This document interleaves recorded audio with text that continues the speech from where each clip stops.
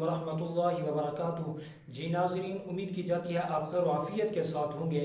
नाज़रीन, आइए अलामात के ज़रिए कुरान पाक का तर्जुमा सीखें। इस कोर्स का हमारा सबक नंबर 4 है। आज के सबक के अंदर इंशाअल्लाहुल अज़ीज़ हम 3 अलामात के मुताल्लिक़ पढ़ने वाले हैं और आपको ये भी बताएंगे अगर ये 3 अलामात आ जाएँ तो आपने तर्जुमा क्या करना है। तो आइए आज का सबक शुरू करते हैं। सबक शुरू करने से पहले छोटी सी गुजारिश है, चैनल को सब्सक्राइब नहीं किया तो सब्सक्राइब कर दें।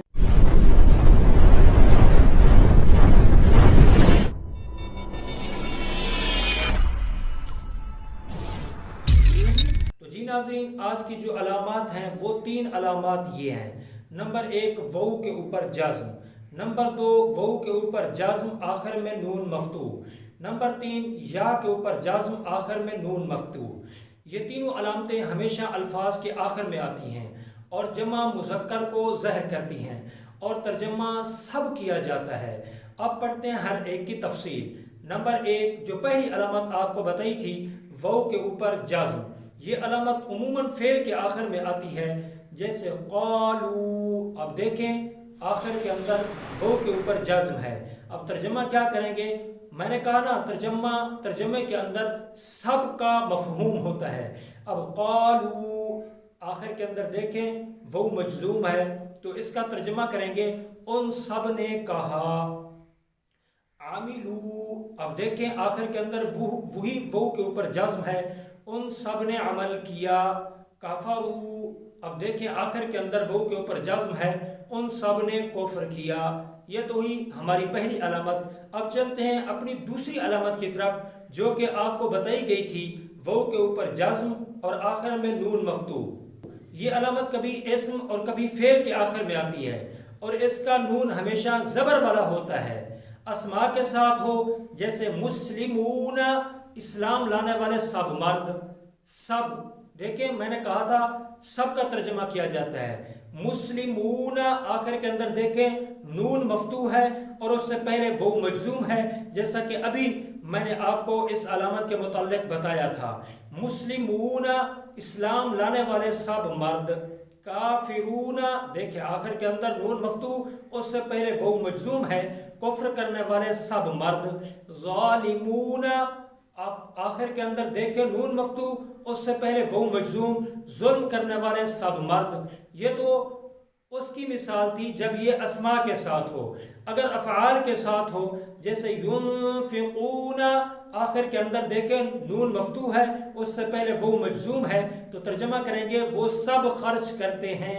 युमिनून आखिर के अंदर देखें नून मफ्तू है, उससे पहले वो मजज़ूम है, वो सब ईमान ले आते हैं या वो सब ईमान लाते हैं। युक़िनून, अब देखें आखिर के अंदर नून मफ्तू, उससे पहले वो मजज़ूम, तो तर्जमा क्या करेंगे?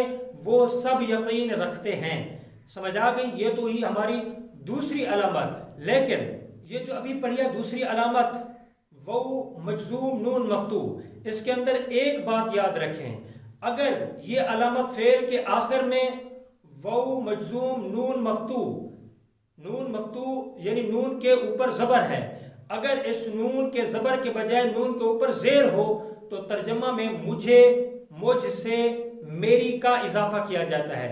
जैसे मिसाल के तौर पर फत्तकूनी, अब आखिर के अंदर देखें नून मफ्तू नहीं है, नून के नीचे कसरा है और उससे पहले वो मजज़ूम है, तो अब क्या तर्जमा करेंगे? पस तुम सब मुझसे डरो, पस तुम सब मुझसे डरो। अतीऊनी, अब आखिर के अंदर नून मकसूर है, उससे पहले वो मजज़ूम है, तो तर्जमा क्या करेंगे? तुम सब मेरी इताअत करो। फरहबूनी, अब आखिर के अंदर देखें नून मकसूर है, उससे पहले वो मजज़ूम है, तो तर्जमा क्या करेंगे? बस तुम सब मुझसे डरो। समझ आ गई ये चीज़? लेकिन एक और बात भी याद रखें, फत्तकूनी असल में फत्तकूनी था, इसी तरह बाकी अल्फाज अतीऊनी असल में अतीऊनी था, फरहबूनी असल में फरहबूनी था। इन अल्फाज के आखिर से या गिरी हुई है और उसी या का तर्जमा मुझे, मुझसे, मेरी, इस तरह तर्जमा किया जाता है। उम्मीद की जाती है दूसरी अलामत भी आपको अच्छी तरह समझ आ गई होगी।